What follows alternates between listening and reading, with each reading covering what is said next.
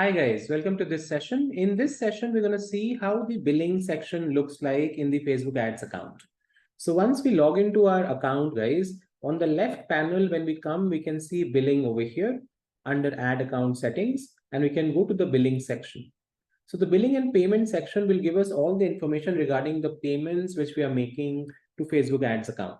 So you will see all the details over here, starting with accounts, where we can see the account details, like the account ID number, okay, how we are paying, okay, what is the current balance right now, that will show up over here. You can look at the details in this particular manner, what all payments have been made so far.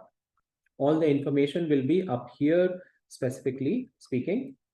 Then when we go into the payment method option, that is where we can see the current payment primary card which we are using to make the Facebook ads payment.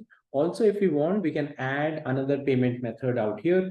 So Facebook gives you multiple options which you can select from, as you can see out here, and then you can go ahead and add that payment instrument for making payments for your Facebook ads advertising.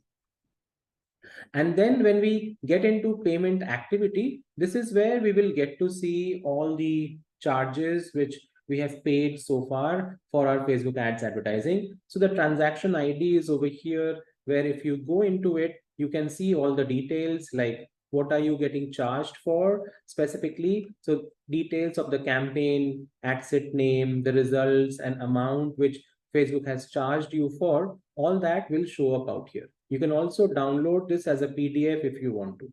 So all the transaction specific details will be out here, as you can see. If there are any current balance, that will also be reflecting out here. And if there is an outstanding balance, then you can pay it off also from this particular page. So these are going to be, guys, all the details which you will find in the billing section, specifically in the Facebook ads account. I hope this makes sense, and now you understand how the billing would be for Facebook ads, and you would know how to go ahead and make payments and add other details to it. Thank you so much, guys, for listening into this session, and I will see you in the next video.